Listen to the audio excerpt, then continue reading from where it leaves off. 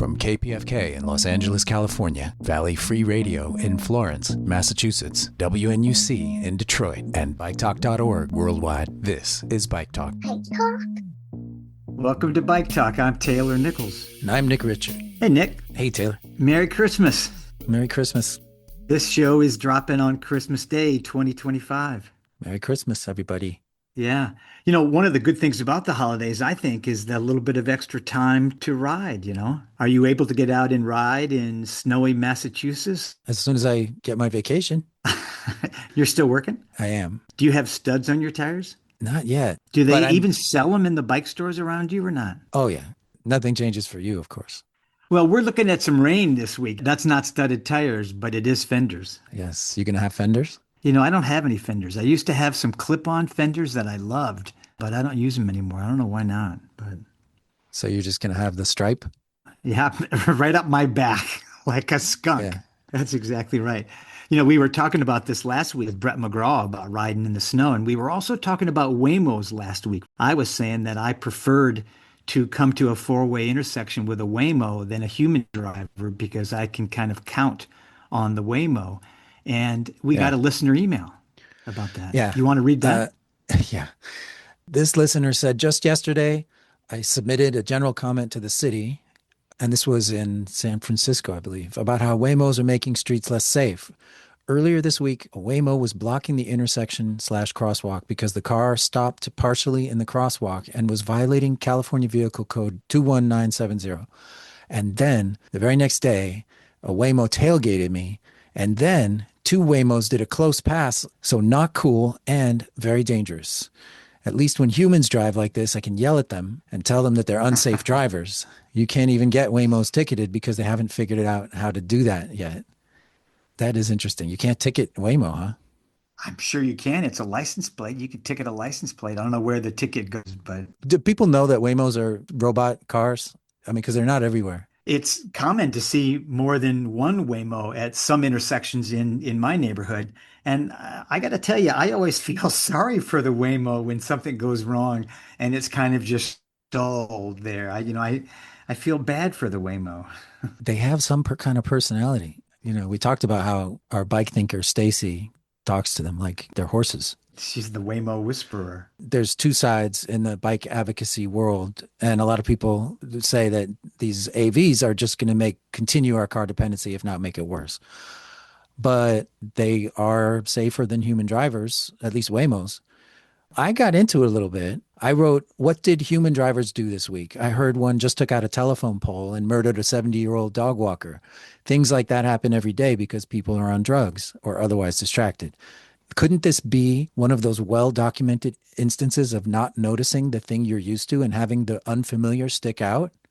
And I won't read the rest of my response, but it's like e-bikes. It's how people are having this moral panic about e-bikes. Right. And I got to tell you, I love that you emailed the person back. You know, that was an anonymous email that we got, but you put your name on it when you sent it back. So I love that. And I think it's worthy of us to talk about.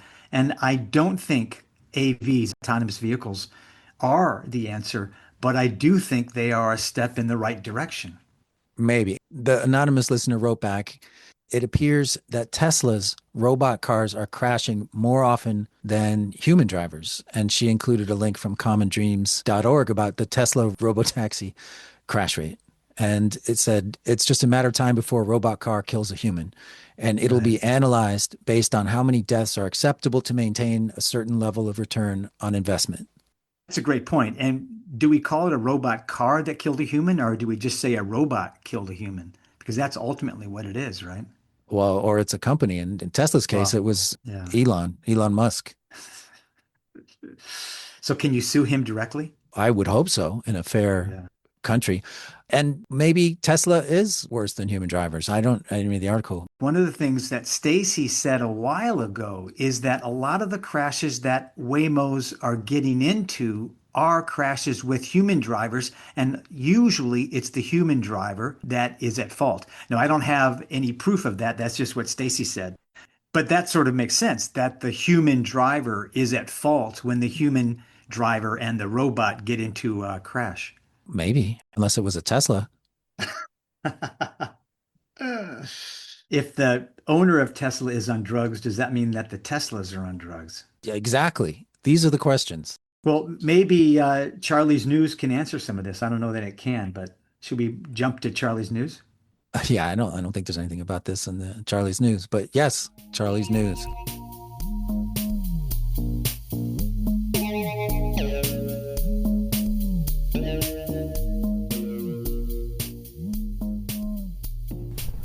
Hey, it's Charlie here with a week's news. From The Advocate, the city of St. Petersburg in Florida has added 11 Pride-inspired bike racks. The change comes in response to Sean Duffy and Ron DeSantis forcing removal of rainbow crosswalks. Duffy referred to them as distractions, and DeSantis said they weren't compliant with state and federal standards. The article mentions that a 2022 Bloomberg study actually showed a 50% decrease in incidents involving pedestrians and a 17% fall in total crash rate. From Cycling West, a new study from the University of Minnesota says that elementary school children are undeterred biking to school in the dark before the sun comes up. A parent survey showed that other issues like distance, lack of bike routes, and needing to cross busy roads were bigger factors in the way of biking to school. From CityBiz, a new partnership between Bike LA and Lime Hero has formed that will allow riders to round up the cost of their trips to donate to Bike LA's advocacy, education, and community programs. The Lime Hero program exists in more than 10 countries where Lime bikes are found, and almost $1 million have been raised worldwide.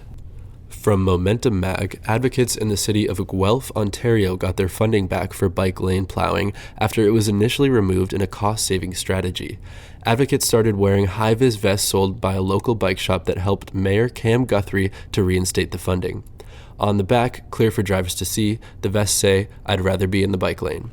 The vest got the message across to counselors, and $10 from each sale was sent to a local volunteer-run bike center.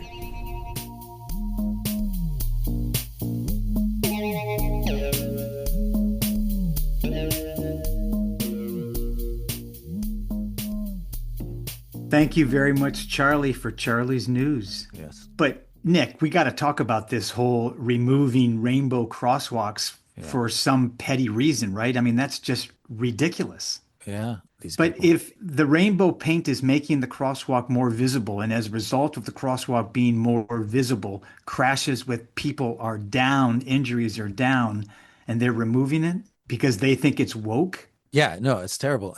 But I think it's cool that St. Petersburg is putting in these rainbow bike racks. I love that. We were speaking earlier about the Waymos and about Waymos don't drink or do drugs when they motor around a city. But lots of times human drivers who have been arrested multiple times for drunk driving or for driving under the influence continue to keep their license and continue on the road, driving on the road until they end up killing someone. And so I think this is a good opportunity to bring in Jim Pocrass, our lawyer, and ask him, how does this happen?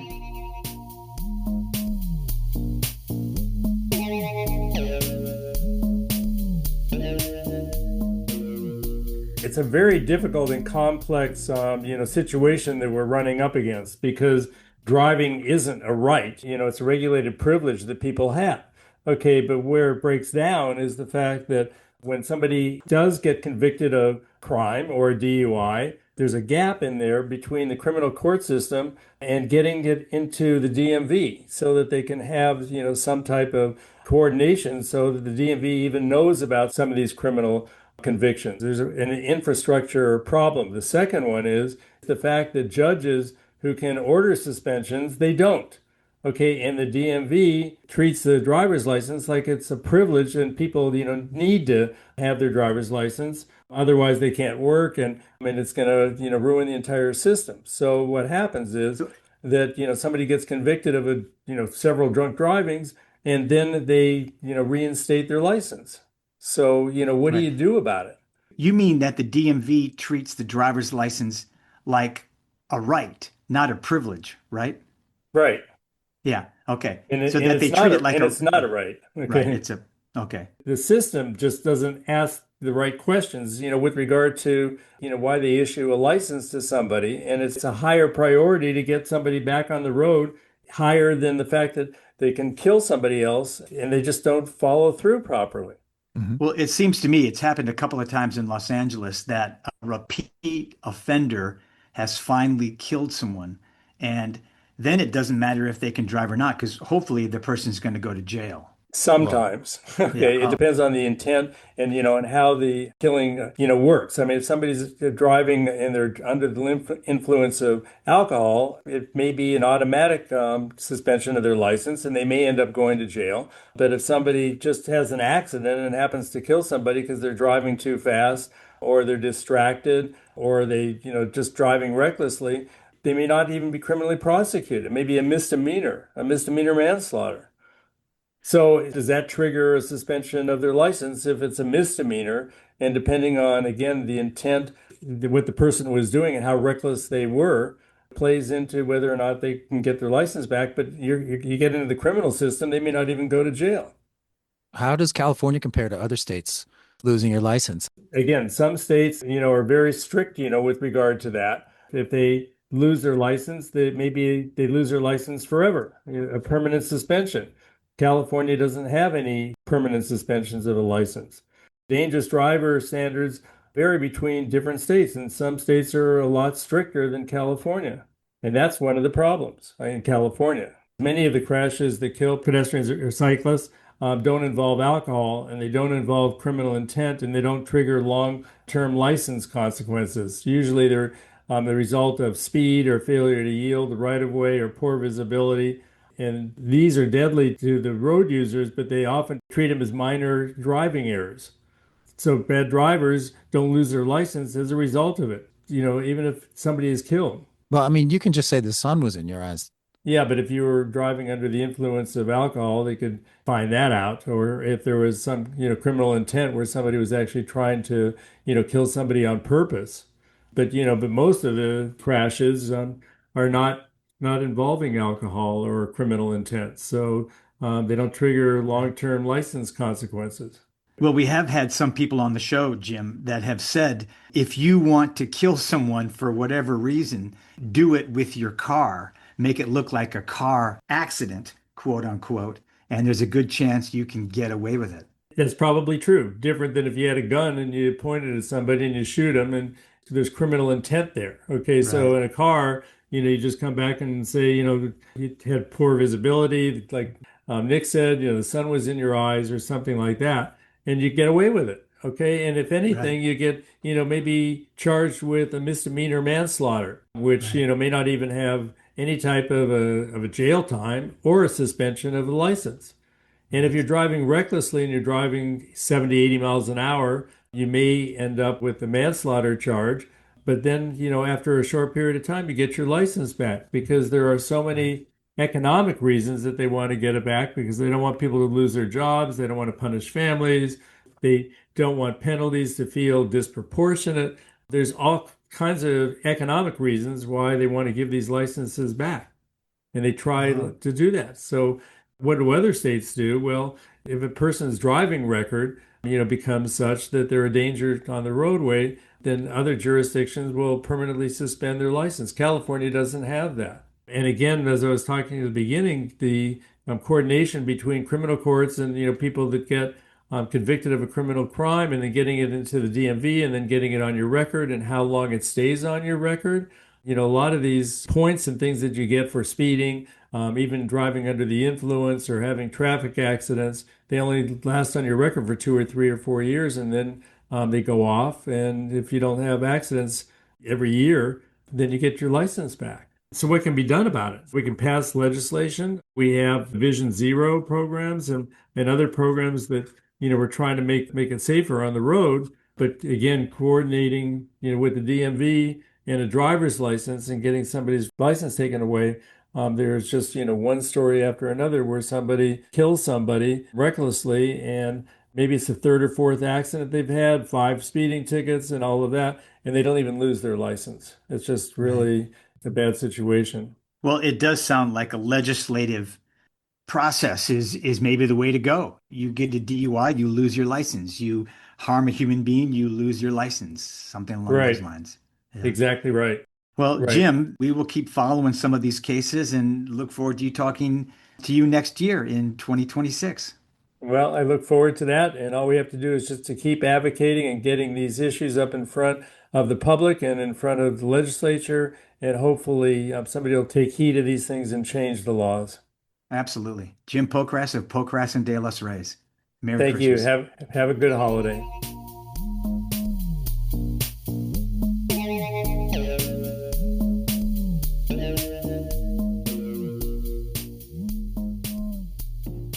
Nick, it sounds like the only way we can solve that problem is what Jim said, which is, create some kind of legislative action that makes drunk driving lose your license. And Caron Whitaker from the League of American Bicyclists is on right now, and she has a call to action also about the new bill that is coming to Congress. Caron Whitaker, welcome back to Bike Talk. Thank you. It's great to be here. Tell us a little bit about what this reauthorization bill does and why you need help from people in red states and blue states, in red cities and blue cities.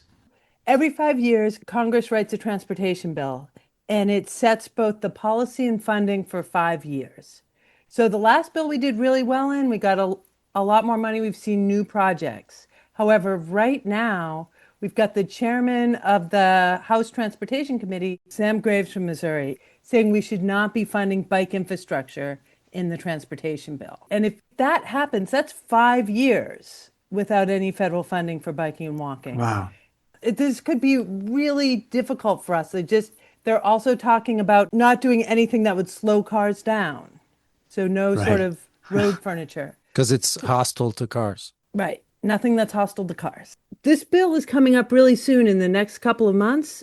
And we really need to influence Congress now to let them know that Americans want this. They want biking and walking infrastructure. They want bike lanes. They want trails. They want to be safe on their streets. Yeah. So the call to action is to reach out to your local bike org or your local representative and tell them to include biking and walking funds in the reauthorization bill. Is that correct? What we're doing now is we're working with 6 national groups: League of American Bicyclists, People for Bikes, Rails to Trails, Safe Routes Partnership, American Trails, and the American Hiking Association, on a letter to Congress that says, we need you to fund biking and walking. This is important to your community. It's important to me as a constituent. So we have a letter going now where we're looking for any bike clubs, advocacy organizations, whether you're working on health, you're working on neighborhoods, you're working on biking. We want you to sign on to this. We have a number of businesses. We even have some elected officials. So if you're part of an organization, ask your organization to sign on. If you're part of a bike club, see if you can sign them on. We want to have people from all 50 states. We've got over 400 organizations right now on the letter, but we want to go even further. We want to make it impossible for Congress to not fund biking in this bill. And Caron, let me ask you, is there a time frame on this? January 9th, we're asking organizations to sign on by January 9th. And people can get more information by going to the League's website. And what is that? Bikeleague.org. Caron Whitaker, thank you so much for all the work you do at the League of American Bicyclists. And thanks for pushing groups to get involved, because as Jim said earlier, that's the only way we're going to push that rock up the hill. That's right. And yeah, thanks so much for having me.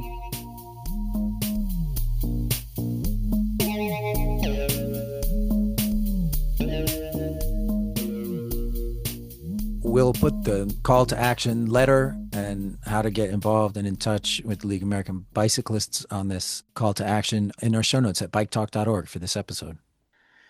It doesn't get any easier because our next guest is David Meyer, a writer for StreetsblogNYC, and he's been talking about how a judge in Queens, New York, ruled to take out a bike lane.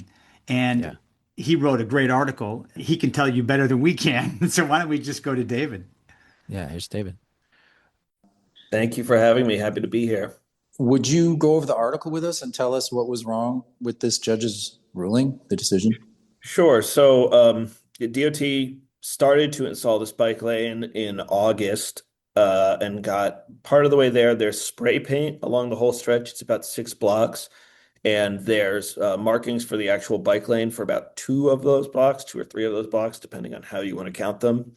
And then amidst all that, a group of businesses along the street, which includes some cafes, bakeries, a parking garage, they sued to stop the project, and a judge in Queens ordered a injunction on the project. So all work stopped in about late August. And it's funny because there's a couple blocks on one side of the street where the bike lane is actually there and almost functional, and then there's the rest of it is just normal, as if, or not normal, as what normal was before.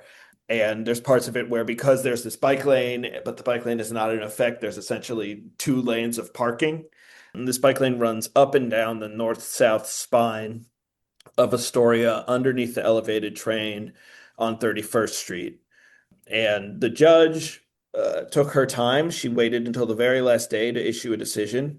And when she did issue a decision, she ordered DOT to rip up the bike lane, which was pretty surprising, I think, for those of us that have been watching this stuff for a long time, because DOT, as we understand it, has the power to do whatever it wants on the city streets, as long as it can show that it has a rational basis for its decision making.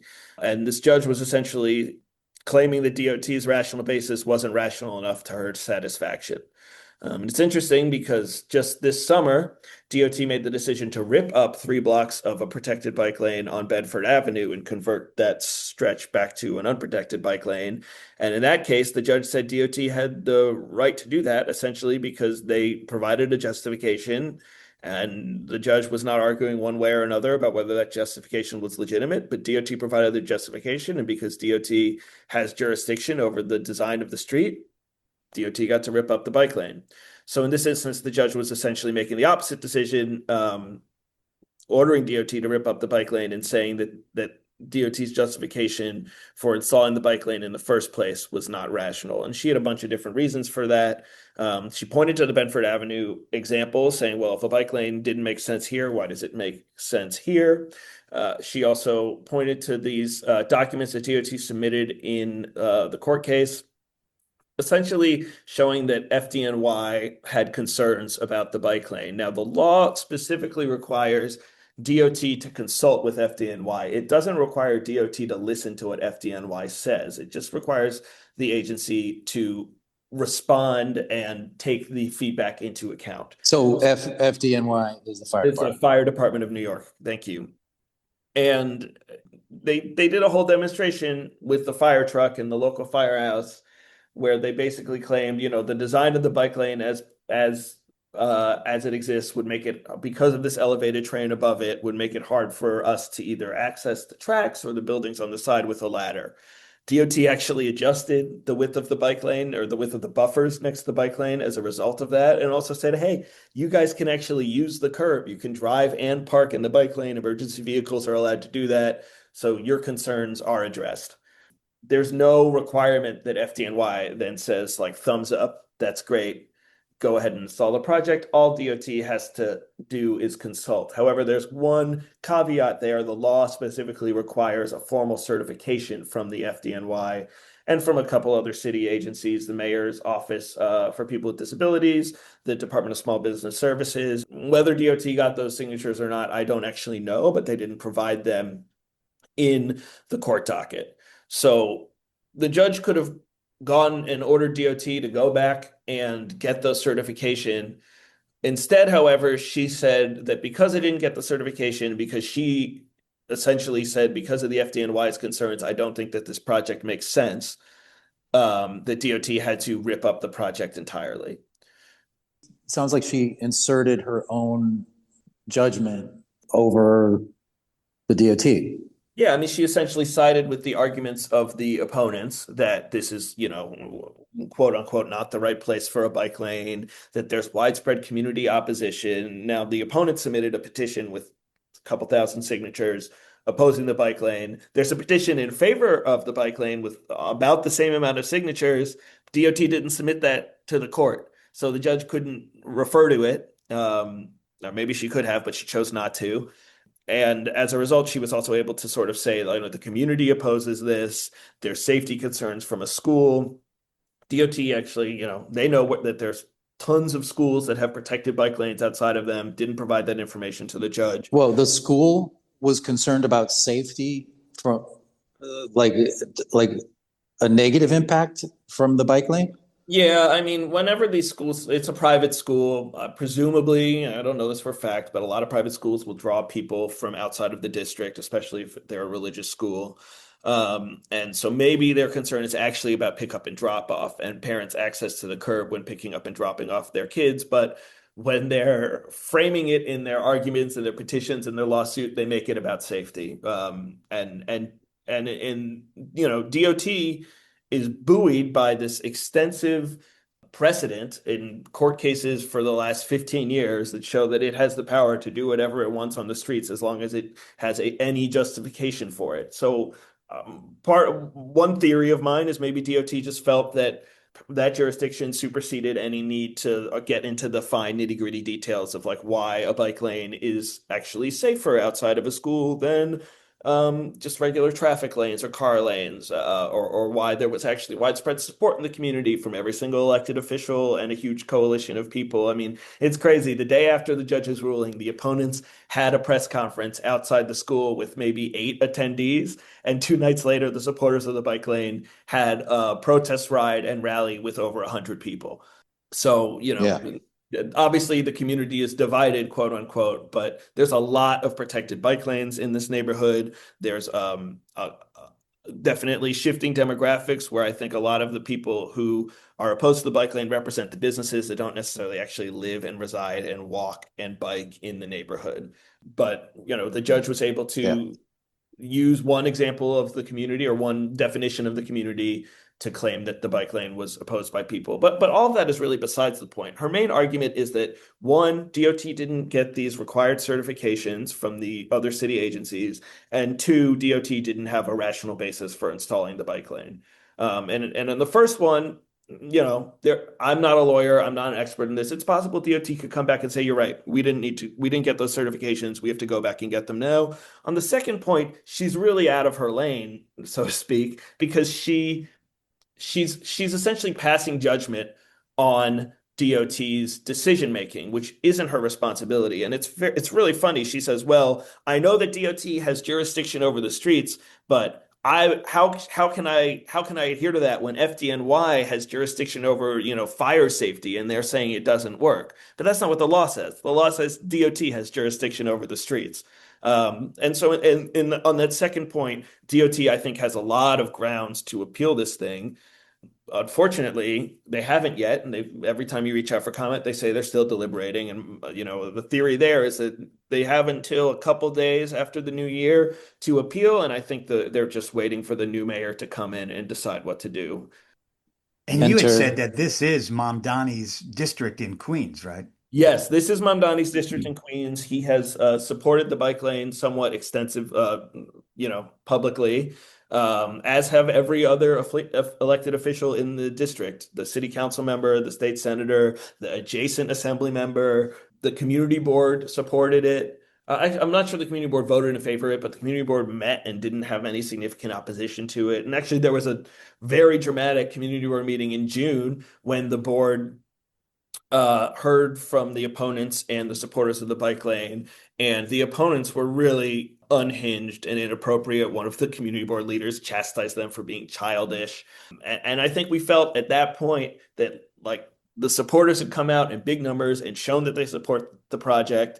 So DOT should have the confidence to move forward with it. And they did. They did move forward with the project. It was ultimately this lawsuit and this judge's decision making that stopped it. Yeah. The judge is Sherry Buggs, correct? Yeah. Okay. And you do say in your article that DOT didn't really cross all its T's and dot all its I's in the proposal. Yes, I think first of all, they didn't get those required certifications. Right. I don't know whether they get those required certifications for every bike lane they do. Right. Sure. Right. And this hasn't necessarily come up as a reason to remove a bike lane in any other court cases. And also, I think just in general, they didn't respond to every single minute concern expressed by the opponents, even if though I would say they have good responses for them. I've seen a map of Right. every single bike lane that's next to a school that DOT put out maybe 10 years ago. I've seen, there's obviously a wealth of statistics showing that these bike lanes the protected bike lanes are effective in making streets safer for all users. And there's literally an almost identical project that was installed under an elevated train track in the Bronx earlier this year or last year. So they have a lot of data that they could have drawn on. They had the petition that they could have drawn on. They didn't seek affidavits from any of the local elected officials to back them up. Right, I mean, ultimately, if every elected official supports a project in a neighborhood, DOT moves forward with it. right, right. And they could have provided all that information, and I think had a stronger case. That said, they might have just felt that their jurisdiction over Sure. the design of the street superseded the need for any of that. And you know, when this goes to an appeals court, hopefully when this goes to an appeals court, that justification will just wipe out the rest of this stuff. But I would say, you know, in terms of defending protected bike lanes, defending the logic of these street redesigns, it's really, really important for DOT to provide all this information and show that this is, you know, not just an ideological, we prefer bike lanes and we want more people more to bike. Like, no, like these are like global best practices backed up by Right. experts who have technical experience in redesigning streets, and they've decided that this is what to do here. And I think that DOT certainly could have done a better job of that. Yeah, this is something that we talk a lot about on the show, that if we have to fight this hard over every single block of a bike lane, you know, we're never going to get to a place where people can live safely in their own neighborhoods. Totally. I mean, we're right now we're playing lawsuit whack-a-mole here Right. in New York City. We also have another lawsuit, same lawyer for the plaintiffs in Brooklyn on Court Street, different judge, so maybe it'll have a different outcome. That bike lane is also fully installed and painted, so it's a little bit different point in the process. But you know, DOT's had to do this for years. They put in a street redesign, bus lane, bike lane, whatever. They get sued. They defend it in court because they have the jurisdiction to do whatever they want, and the bike lane proceeds. And it's just a question, I think, for these opponents, how long they can delay a project. And, you know, the fact of the matter is there's tons of legal precedent, and there's also the politicization of the courts. And you might just end up with a judge who's not favorable to these things, Right. which I think is what happened here. Like Sherry Bugs. Right. Like Sherry Bugs. Yeah. Well, David, it's a wonderful article. Thank Thanks you. very much for keeping us abreast of what's going on. And let's hope on the appeal in January, when Mamdani is in office, that the judge and the powers that be see that a bike lane in front of a school is a good thing. Yeah, I mean, let's hope they choose to appeal it, or maybe they go back and get the paperwork signed and appeal it on that grounds. But I'm fairly confident this bike lane will get finished at some point next year. Good. Well, we will talk with you in the future, hopefully, and we'll let everybody know what happens with 31st Street in Queens, New York.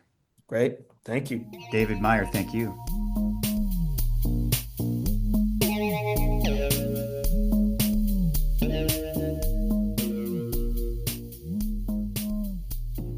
That was Here's Everything Wrong with the Judge's Order to Rip Up the 31st Street Protected Bike Lane at nyc.streetsblog.org.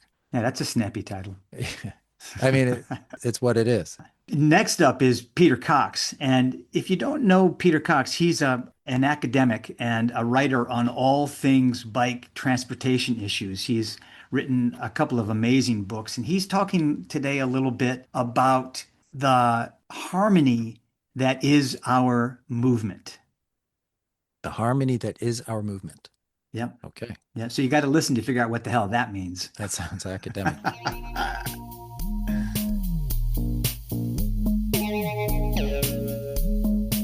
If you ever wonder what it takes to write a book, our next guest has written a book in 24 and he has one coming out in 25, and he's on the pipeline for another book. I'm sure you've heard of him, Dr. Peter Cox. He's an emeritus professor at the University of Chester in the UK, and he's a sustainable travel expert. He's written books such as Cycling Activism, Bike Politics, and Social Movements. And his new book is, I'm going to have to ask you to pronounce it for me, Peter. Welcome to Bike Talk, and I'd love to hear about your new book also. Okay. Well, the new one's Anthropocene Mobilities, which is looking at kind of what does it mean to be thinking about mobility, moving around in the context of climate crisis. So it's developing those themes from bike politics, which is how we've got to where we are in terms of the bike activism for change. And so I'm now looking ahead to where we might be going for the next book. Wow. Well, I find it really interesting because you say that all of our bike politics and all of our bike activism is within the context of a completely automobile world. And I wondered if you could unpack that a little bit for us and what it means that we see bikes really only through the window shield of a car almost. Yeah, that window shield, it's a lens that allows us to see the bicycle. But while we do that, bicycles are always judged against, and bicycle mobility is judged against car mobility. Right. And it's like saying, you know, well, apples are not as good as strawberries. Well, they're not the same thing. Right. So cycling and automobility give us different things.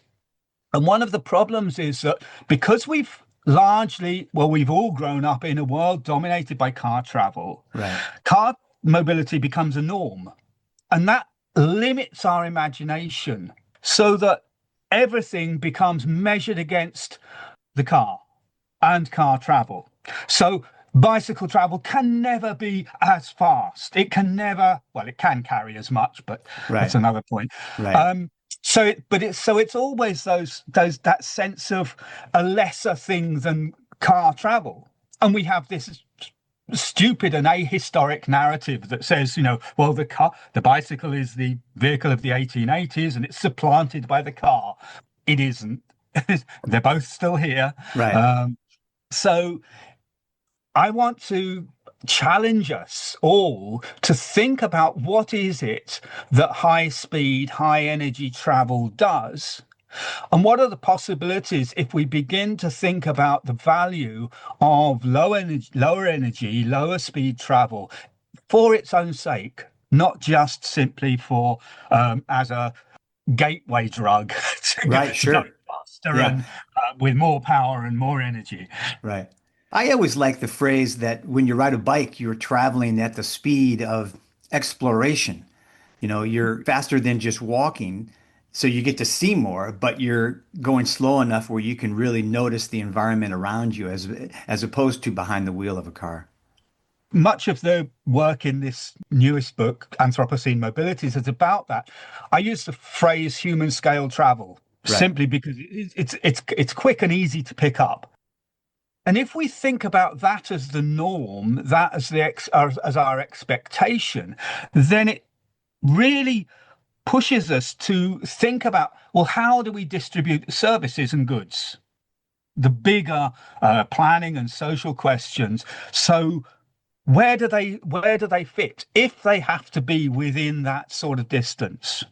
Pretty good planning tool. Sure. But it's partially there, but it's beginning to think in that notion of where are things if we think about human scale lives and human scale energy use as well, rather than fossil fuel. We've got to the end of taking fossil fuels for granted. The planet is not coping. Right. So that's something we know we've got to address. Right. What I'm trying to explore is really how thinking in terms of human scale movement, especially for biking, thinking around what is feasible, what does it mean to have everything within. Well, I'm thinking of a 45-minute commute journey, Sure. 45 minutes to an hour. Right. So that's 15, maybe 20 miles with either a young fit person or someone of my age who's enjoying augmented travel. I want to back up a hair because in your book, Cycling Activism, you talk about bike politics and social movements. But at one point in the book, you say cycling is not a social movement. And every time I get on the bike, I feel like it is a social movement. And I feel like we here at Bike Talk want it to be a social movement. So can you explain that?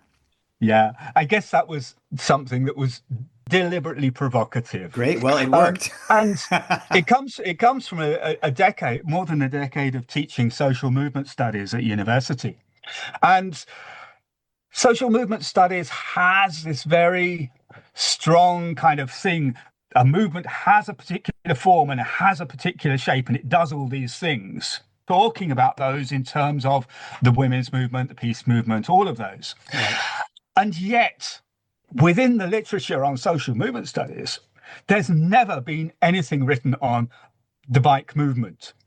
And although there are bike activists, there's never been a kind of sense collectively that there is a bike movement. There are bike activists and we get together and we do stuff and it's great. And there is a movement, a sense of collective belonging and all of those ingredients. And yet there's something else going on. There's something slightly different. And one of the questions I wanted to really suggest, that by thinking about cycling is not a movement, it is movement. But where is it going? Where do we want it to go? And that means that we have to, I think, make other decisions. So I want to pose a question always. Okay, so more cycling. For what end? Where is that going? What is that trying to achieve? Do we just want more cycling for cycling's sake? Not bad. Right. Or in all our questions about making cycling fit the urban planning and making better cities, who are they better for? If it gets deliveries and the whole economy turning faster and faster, and yet we also know that we've got to kind of slow the economy down a little bit, can stop consuming as much, then there's a contradiction. So by challenging the idea that socialism is a movement, is kind of cycling. Yeah. Cycling is a Freudian movement. slip. It's I'll get to the slip there. That cycling is a movement. It's think of the parallels of feminism as a movement. Feminism exists because there is a deliberate, not just women as women, but okay. So what does that mean in terms of all the adjunct issues around power, around violence, around control, around autonomy, all of those other things that always come in. Cycling doesn't ask those questions of itself. Right. And cycling activism usually hasn't asked those questions. So in that little provocation of cycling's not really a movement, that's what I'm trying to pick up on. Do you think that the fact that it's not a movement in the grander scheme of things, that's what held us back? I mean, I'm thinking back to the United States in the 70s and early 80s with the oil embargo, and then John Forrester. I don't know if you know who John Forrester is, but he sort of ended the cycling as separate movement and made us try to integrate with cars and all of that. And I often feel like there are so many different organizations trying to fight for, and what I think our goal is safe streets. We know that the number one reason that more people don't bike is because they don't feel safe biking. So I would say that the bicycling or the cycling, because you even break down the word cycling, and we'll get to that in a second, that the cycling movement is to create a safe environment to cycle. And the League of American Bicyclists, their motto is, the world is better for everyone when more people ride bikes. And I believe that also. So that's how I would answer that question about what is the movement geared for. Then I would also say that your point about cycling is not a movement, that's sort of what has held us back, because we've been too dispersed in our attack on the status quo. Yeah. Think of that divide that you've mentioned between cycling infrastructure separate or together. Separate infrastructure is lovely. Infrastructure that is designed specifically for cycles addresses, hopefully what cyclists want. But a lot of it is opportunistic. Oh, we've got a disused rail run here. We'll use that. Great, rails to trails, lovely stuff. or it's slipped in alongside a road so that, okay, you can just get to where the road goes with the traffic, but you're separated. Nice. But is that really where we want to be? Right. That's where the cars want to with be, I guess, right? Because that's where the, yeah, the road takes the cars there. yeah.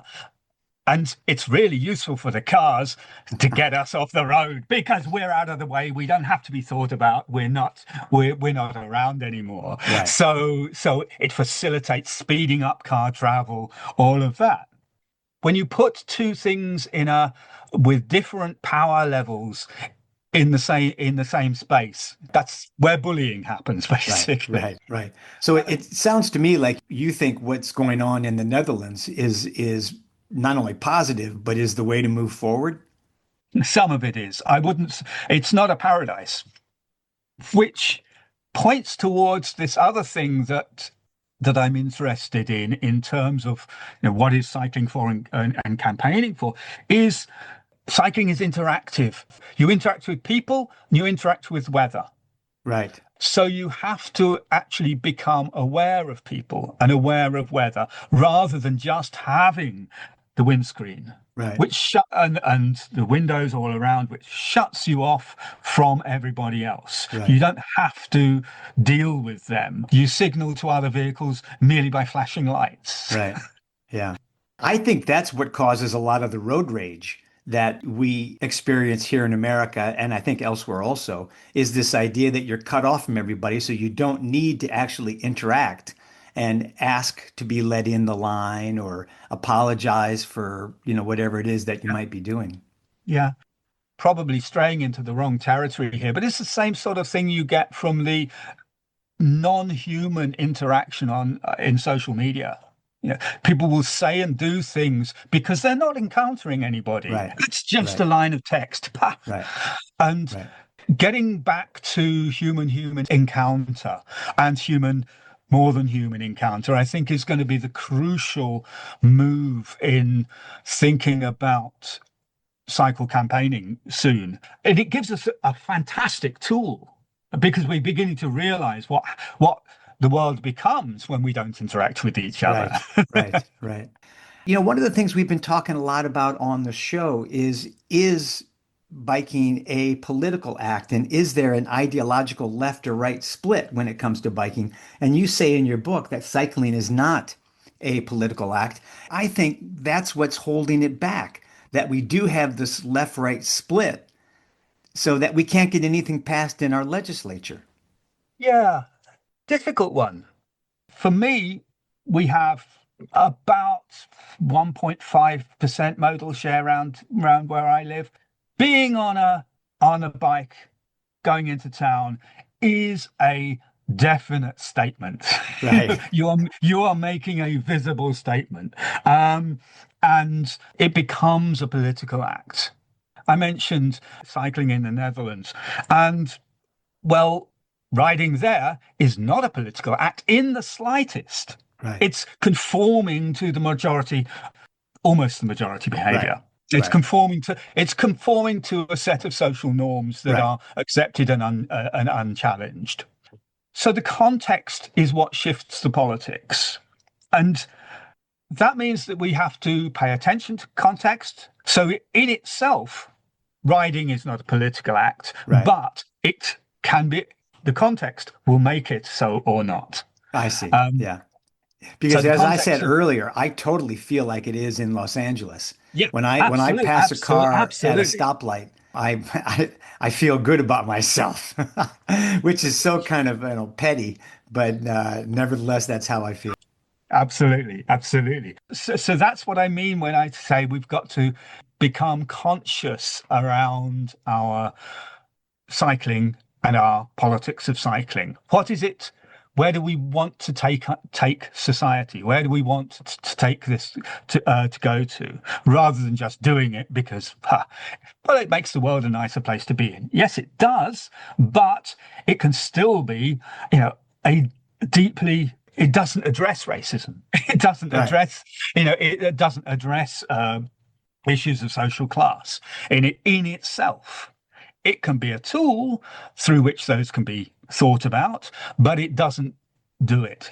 A bike is just a machine in that sense. Right. Well, you do talk about understanding collective activism.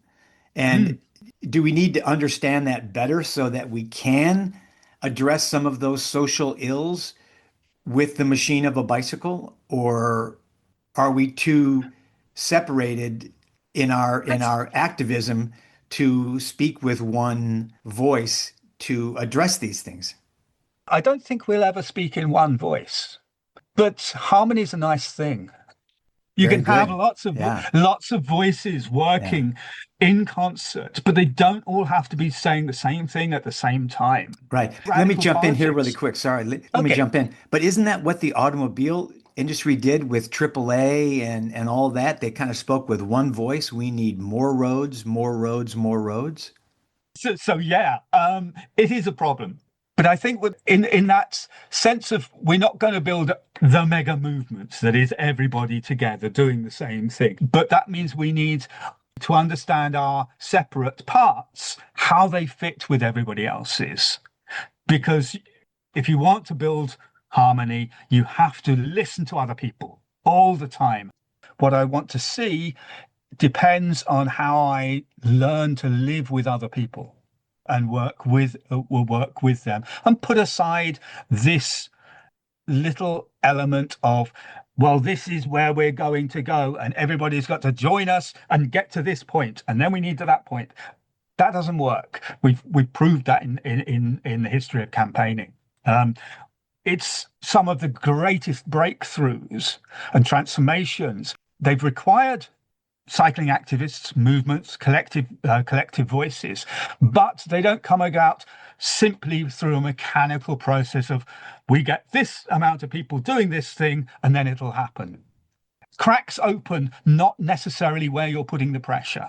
Right. Okay. Well, Peter Cox, this has been a real treat for me to spend this time with you.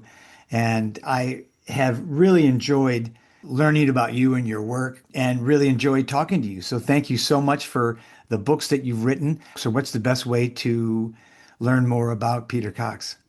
I'm still at the University of Chester email address, which you can find online easy enough. It's been a real pleasure being invited here. It's been very, very good. So thank you very much for the invitation. Absolutely. Thank you. I love what Peter said, that it's not just one solo voice, but it's a harmony of voices that will help us reach our goal. So thank you, Peter. Thanks for that. Yeah, it's like democracy versus autocracy, which has the word auto in it. A great analogy, Nick. Thanks. So good show. I think so.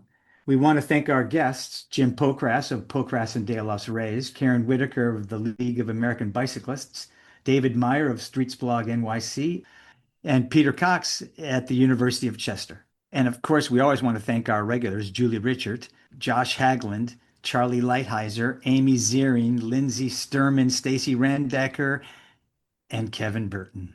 Well said. And your quote?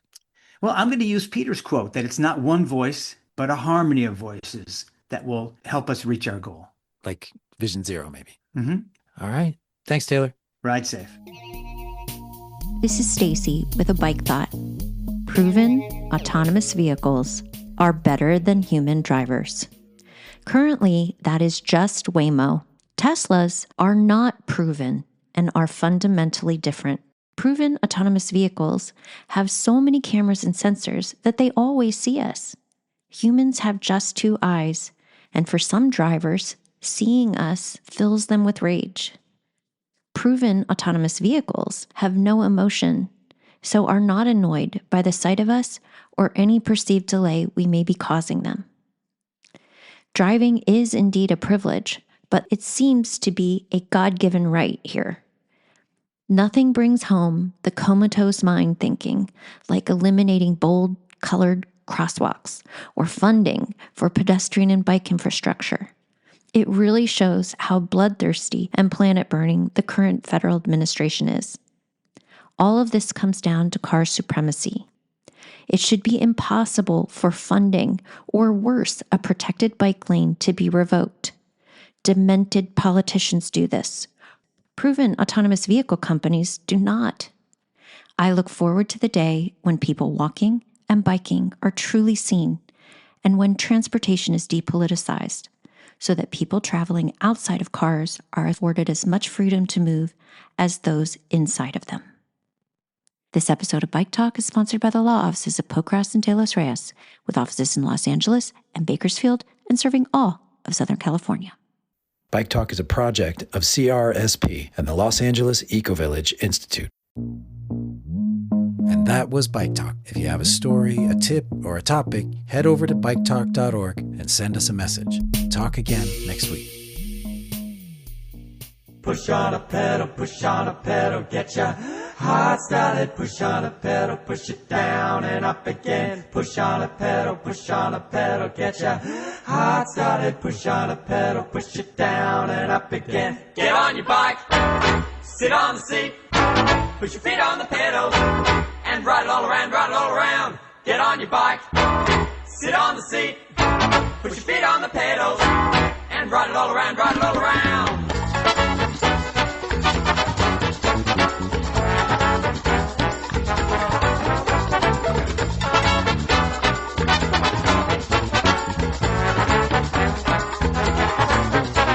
Oh, get that car out of my way. I wanna ride my bike today. It keeps me fit, gets me there. I won't go stinking out the air. Leave behind the daily grind. Let your mind unwind.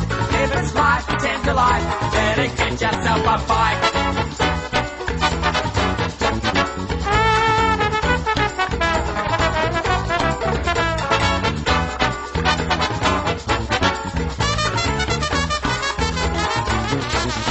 Get on your bike, sit on the seat, put your feet on the pedal, and ride it all around, ride it all around. Get on your bike, sit on the seat, put your feet on the pedal, and ride it all around, ride it all around. Get that car out of my way, I wanna ride my bike today. It keeps me fit, gets me there, I won't go stinking out the air. Leave behind the daily grind, let your mind unwind. Live its life, pretend to life, better get yourself a bike.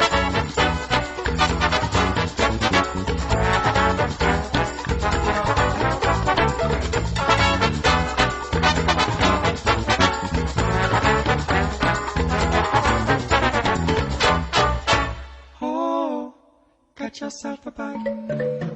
Oh, got yourself a bike. Oh, got yourself a bike. Oh, got yourself a bike. Oh, got yourself a bike. Oh, got yourself a bike. Oh, got yourself a bike.